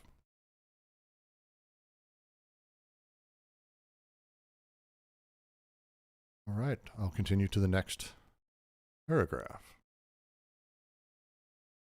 Doubtless, there are astonishing oscillations of the unconscious, from one pole of delirium to the other, the way in which an expected revolutionary force breaks free, sometimes even in the midst of the worst archaisms.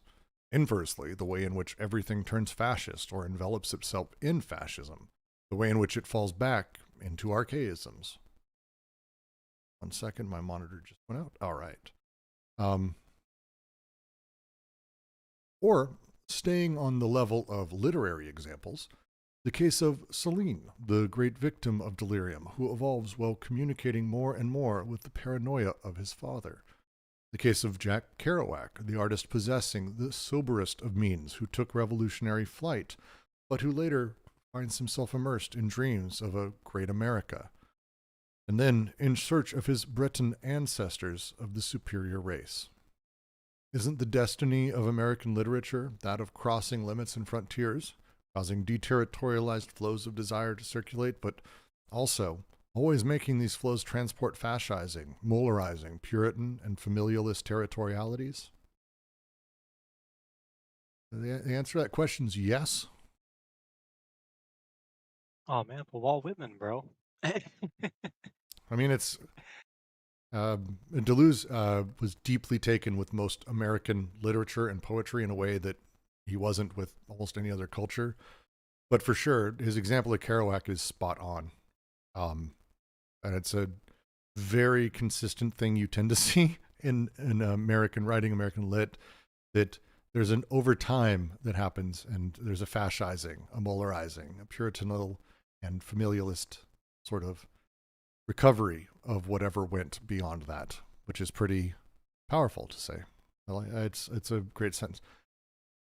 This is, again, getting at one of the things that I really like this as a concept and a way to sort of talk through this. The idea that there is only one direction and that we're only ever, oh, the good person moves this direction or is always revolutionary or does this, or if a person makes a turn. There's oscillations of the unconscious, one pole of delirium to the other. And it's astonishing, his wording. It's amazing how you can slam from one way to the other. Earlier they talk at length about the tragedy that was the Soviet Union and why it ultimately ended up in fascism. It's not the only time that that's happened, where far left movements have ended up being as right, if not further right, than most any that have existed. People who've started out deeply, deeply left wing have made their way slowly over to other placements. The oscillation of the unconscious from one delirium to another is a really nice way of putting it. Oof. Well, it shows the matrix so nicely, right? That you have the problem with the revolutionary and the reactionary, right? That you can't have like just a pure revolutionary path, or just like you make a revolutionary investment, you're done. The example I always like is, and if Richard Wolff ever listens to this, I hope you direct all comments to the hot takes of G. Deleuze. Any criticisms or vituperances, be sure to put them there. But the idea of the worker co-op, that there could have been this revolutionary investment being made in these workplaces and that, right?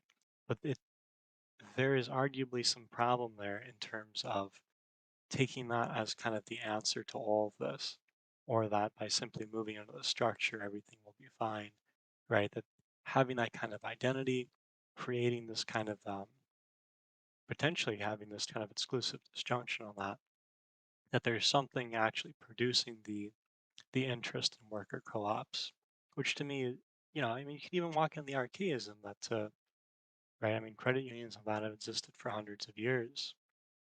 And I think that is kind of the point, that you get these movements across the limits that create these breakthroughs, these whole new configurations and reconfigurations, right? Where sexuality is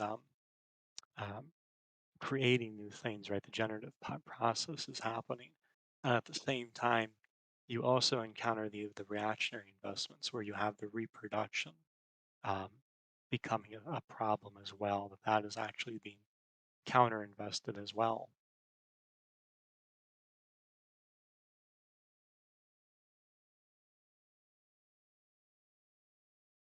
And the way that they talk about it, they have on one side Kerouac, who begins from that and then moves his way into fascism. But I like the other, which is the person who within the hyper-fascistic or the worst archaisms finds a way to sort of break free. A simple example of that would be Freud with his push towards the idea of libidinal energy being underlying. There are shifts that can happen even in the worst archaisms, these odd forces that break free. It's a really fantastic way to sort of think through that. Simple paragraph. If anyone has any comments in general, Jean-Claire, I agree. Kerouac, stunningly beautiful writing that ultimately does lead nowhere. Hunter S. Thompson would be on that list for me too. Fantastically interesting, and then holy shit, wait, what? You like Hunter S. Thompson? I like his early man. stuff for sure. Oh, right on. We've talked about this. No, we haven't. I didn't know you were interested in it. That's Burroughs. cool. Burroughs is fantastic. Burroughs is fantastic. There's a lot. It's, if we want to talk about the American way, it's to do things different than the previous generation until you are in power, and then make sure you harden things as tightly as possible and become a fascist. That's what my father's father did. That's what my father did before me. Yeah, the American dream. Yep. As long as I get mine. And then make that the standard. Yeah, as long as I get mine. Yep.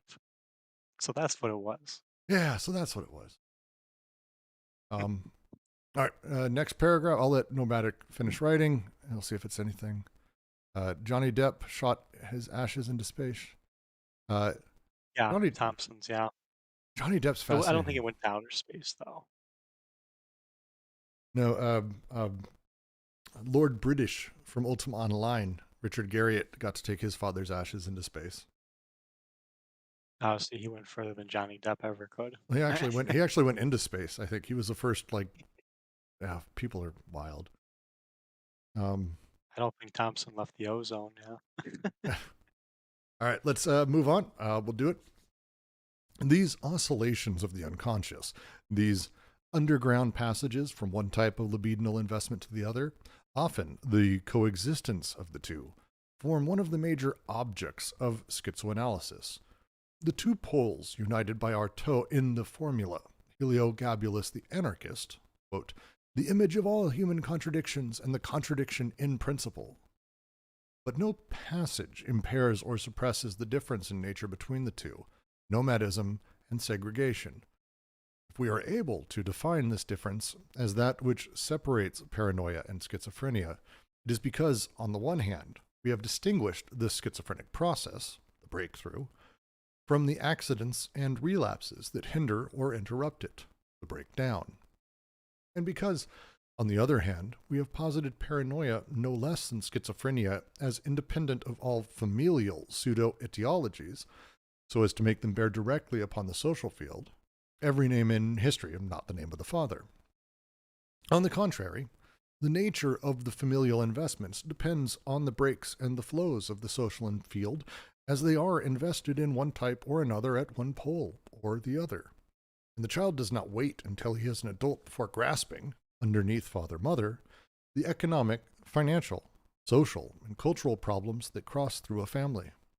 His belonging or his desire to belong to a superior or an inferior race, the reactionary or the revolutionary tenor of the familial group with which he is already preparing his ruptures and conformities. Another great, it's my favorite part. Some of these paragraphs are just so crisp. Well, the Heliogabalus image from our movie is spot on, right? Yes. On one hand, yeah, absolutely breakthrough after breakthrough. On the other hand, absolutely breakdown with breakdown. Yep. Well, and that's again, to get to it, the relapses that hinder or interrupt the process, to keep going back. And it's one of the things that makes it fascinating is to talk about all of this as a process, not a thing. No one is a revolutionary. They're becoming revolutionary or becoming paranoiac. They're moving their way through it because of how they've set these elements up. They've set these things up independent of familial pseudo-etiologies to make them bear directly on the social field. The last line here, I just love that the child immediately understands the investments of the parents. It immediately grasps them. It's silly to assume otherwise. They're able to know where the parents think the good stuff is and where's the bad stuff, what angers them, what upsets them, these things that flow through the family, these codified realities that parents deal with, the child, through the mother father, for sure, still gains all of that. Dexter knows I hate Walmart, but we go when we don't have money. It's like, I can't hide that shit from him. I'm a emotive person, but even that, the average parent is just that. You just are dealing with what you're dealing with, and the kids absorb it.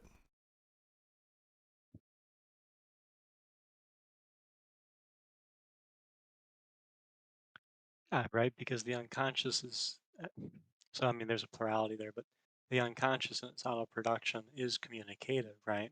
That's the whole point about like the signifying chains and that from the first synthesis. So Yes. just like you're saying, right? I, going to Walmart with your kid and all that, I mean, and I think that is the states what they're getting at, to repress the parents and in quotes, unconscious is basically what they're saying is the repression of the social field, right?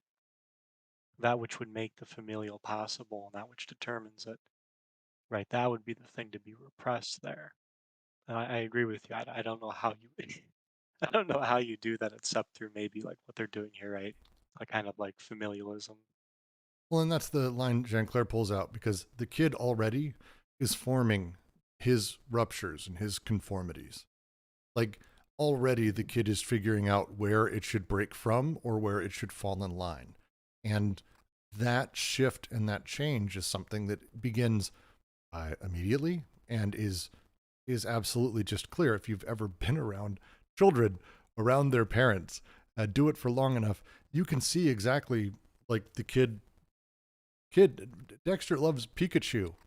I grew up playing Pokemon. I love Pokemon. I don't give a shit. I've got my commercial side. I don't care. Love Pokemon.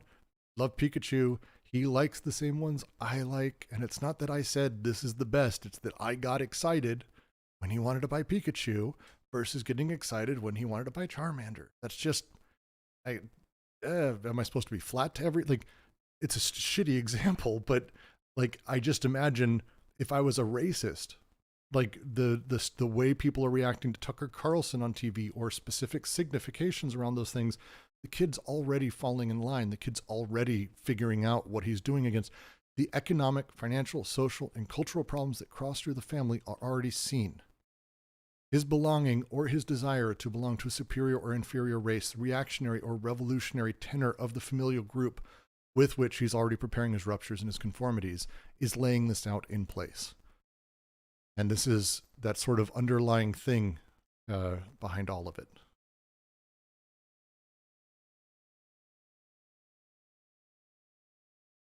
It's he cares more about Charmander right now, if you care about that, Misha. That's because he hasn't discovered Squirtle. No, he doesn't care about Squirtle. Sorry, no one does. What? Oh, you bastard!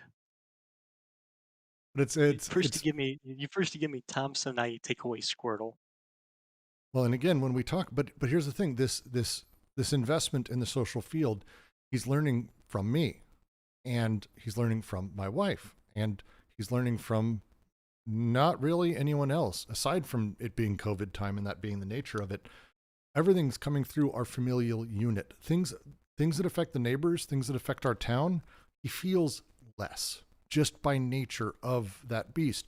But the things that affect our family, he feels strongly. It imprints upon him. It'll imprint upon my daughter that's coming. These things happen, and it's set upon us as our investments within the social field that get passed on. And his job is effectively to find ways to repress the parents or remove them entirely.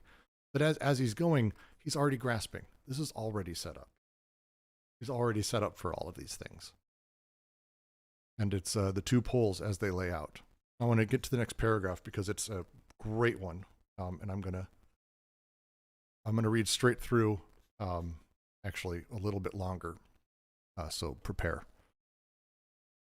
What a muddle, what an emulsion the family is, agitated by backwashes, pulled in one direction or another, in such a way that the Oedipal bacillus takes or doesn't take, imposes its mold or doesn't succeed in imposing it, pursuing directions of an entirely different nature that traverse the family in the exterior. What we mean is that Oedipus is born of an application or a reduction to personalized images, which supposes a social investment of a paranoiac type, which explains why Freud first discovers the familial romance in Oedipus while reflecting on paranoia. Oedipus is a dependency of the paranoiac territoriality, whereas the schizophrenic investment commands an entirely different determination. A family gasping for breath and stretched out over the dimensions of the social field that does not reclose or withdraw.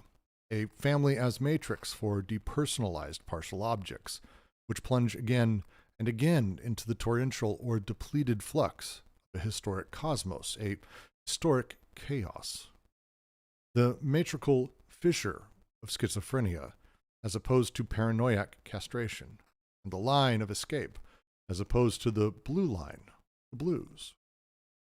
O mother, farewell, with a long black shoe of farewell, with Communist Party and a broken stocking, with your sagging belly, your fear of Hitler, with your mouth of bad short stories, with your belly of strikes and smokestacks, with your chin of Trotsky and the Spanish War, with your voice singing for the decaying, overbroken workers, with your eyes of Russia, with your eyes of no money, with your eyes of starving India, your eyes of Czechoslovakia attacked by robots, with your eyes being led away by policemen to an ambulance, with your eyes with the pancreas removed, with your eyes of appendix operation, with your eyes of abortion, with your eyes of ovaries removed, your eyes of shock, your eyes of lobotomy, your eyes of divorce.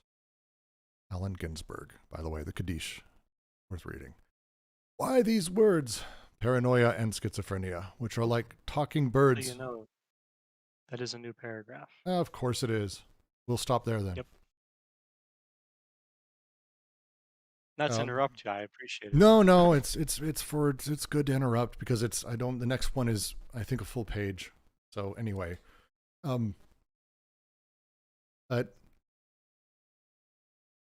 his poem, Allen Ginsberg's poem, Kaddish, Kaddish is, I believe, but he's saying goodbye to his mother who was very ill, and then in a mental institution, and through his youth, this happened. This was kind of what he grew up with, and her reality that she was seeing, that she would talk about, was not. It was that of the Communist Party, her fear of Hitler, Trotsky and the Spanish War that she was involved in, which she wasn't. And then the ending here with your eyes of Russia, no money, starving India, Czechoslovakia attacked by robots. These things that she talked of and spoke of. The poem's very emotional and difficult, but the lines here are incredible towards very much what we're talking about, how this muddling emulsion of the family comes to communicate to the child things and what he sees and what they learn and how they set up. With, on the one hand, the family demanding behavior, the paranoiac territoriality with the opposing, stretching out everything, family as matrix for depersonalized partial objects, which is what Ginsberg effectively experienced a great deal in his writing about inside of the Kaddish. Things are whatever they need to be in that time as they move, and it's a really beautiful poem. I highly recommend. We did a reading of it long ago, but I highly recommend it. It's incredible. I'll leave it open. And you can see the assemblages of desire here, right? The part I attached to, what we mean is that Oedipus is born of an application or a reduction to personalized images, which presupposes a social investment of a paranoiac type, which explains why Freud first discovers the familiar romance in Oedipus while reflecting on paranoia. Right, the application of these images and that there's a paranoiac territoriality, and certainly you can talk about that in relation to the Kaddish and that. But I think you can also talk about it in terms of like, right, the syntheses and that, where the eyes, right, just at the level of the second synthesis, the functionality of the eyes in relation to a flow of desire with Russia, that the eyes are able to see this, that they're doing these kind of Russian things, if you like, but also going to Czechoslovakia, also going to the Spanish War, right? Now we're in the US kind of thing. The different things, the different capacities that the eyes are using here in terms of desire and that, as opposed to like the familial image of the forlorn, taboo, off limits mother.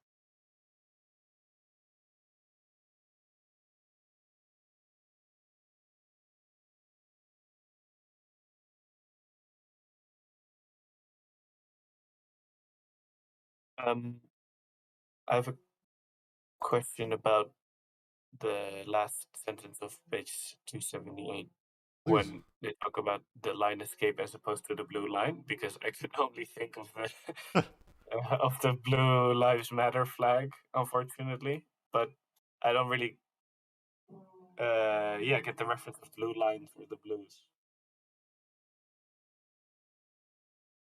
We do you have go because for I it. know it's so we had someone on who explained to us it's this reference that everybody in France gets, and unfortunately I don't have a great answer for you here because I don't remember Oh, what I do. the I actually Blue, blue. I Yeah, actually okay, actually I know get it. this. does. So It's the Brooks will say national it color. me. the Vosges Mountains in France are often referred to as the blue line. They're the edge of the state. They are the hardened line. So the line that they have here, the metrical fissure of schizoanoia, as opposed to the paranoiac castration, a line of escape, as opposed to the blue line, the line that marks the edge of the state, which is, by the way, back to that sovereignty and authoritarian state. So that's the reference that they're making. It makes 100% sense, and I find it really funny how that rhymes with current day America. Oh, dude. I mean, the blue line of the state, how more literal can it get?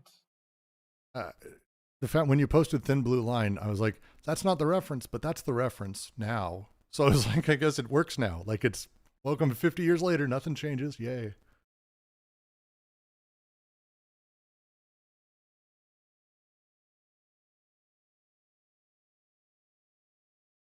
I'm going to post a link to it because it's a thing. We had someone who actually lived in France, like, oh, that's what that was. I'm like, oh shit. Okay. That actually, because they mentioned it a few times also in, Deleuze uses it as an allegory a lot, in a lot of different things. So it's a thing worth knowing if you're reading up, because he just says blue line and it doesn't mean literally a blue line. Also, it doesn't make sense that they call it blue line, but I don't really care. And because I think it was like Terrence or somebody was trying to say like they were suggesting that that's why the translators put in the blues there.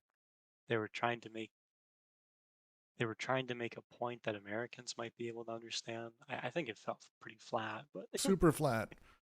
So, because there's a lot of color behind this, as the link says, the Alsace-Lorraine region separated the Vosges from that area. So it happened specifically along the Franco-German border prior to World War I. And so it's the reference here very specifically is the historicity of where our land used to be. So we're talking hyper paranoiac. Like this is like wild. This isn't just the liberal, oh no, I believe in the state.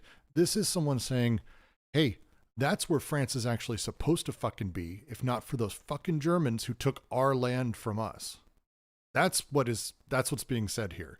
That's what the paranoiac here is referring to when they say the blue line. The line of escape would be the opposite of that. So interesting. I've known about that area my whole life, but never thought about it like that, and I think that's really interesting. But also, blue is just also the national color of France, so it's the thing that you refer to if you're proud of your country. You're proud of the blues. Oh, well then maybe that's what the blues means. I've never heard someone say that about France, the blues, really? Well, I mean, in French, if you're chanting for your sports team, you say "Go Blues," like you say "Allez les Bleus." Why? Because they wear blue shirts. That's their national color. For example, in the Netherlands, our national color is orange. Well, I got to tell So you, Misha, if you're explaining soccer to Americans, this is a bad idea. okay. Blue has been Yeah, used in the heraldry of the French monarchy since the 12th century. Oh, the fleur-de-lis. yeah, Okay. yeah, Ah. exactly. Yeah, so it's the national color, like from the from the dynasty. Um, Now that you're it's saying this, so now that you're saying this, because it's really common when you talk about like gourmet French tea or elements, is they add the blue cornflowers in as one of the like symbols of it. Like blue being this underlying. All right, I'm so. Well, yeah, that makes more sense because again, now we're talking about, say the whole sentence, the line of escape as opposed to the blue line, the blues. This, which again is that hyper nationalistic, paranoiac reaction. That flows too. Thank you, Misha. Interesting. yeah, and it's also interesting that the blue color stayed even after France famously got rid of their monarchy. The blue stayed. I mean, sorry, people know about the French Revolution. Right? Interesting. No, I've never heard of it. Yeah, Okay. that's when they went from blue to red, right? Well, with That's a joke. That you was know a what? joke. That was a joke, Yeah. Misha. That was a joke. Yeah. Well, it's interesting because you had in the French Revolution you have the red and the blues, right? Those were two parties in the revolution, but well, sorry, never mind. But also blood is red. Well, okay, sorry. But Napoleon also wore blue, right? You Well, can't explain my joke, man. It makes I- it worse I'm than not- it already is. I'm not. Sorry. We're gonna. So at that moment, we are now gonna pull back. We are going to end our reading today because we're about halfway through, and I think it's worth us taking the time. Next week, same Oedipal time, same Oedipal channel. We will talk through the rest of this section. This has been a wonderful reading. Thank all of you for joining very much. I look forward to next week, where we'll be continuing from the end of the Kaddish, which again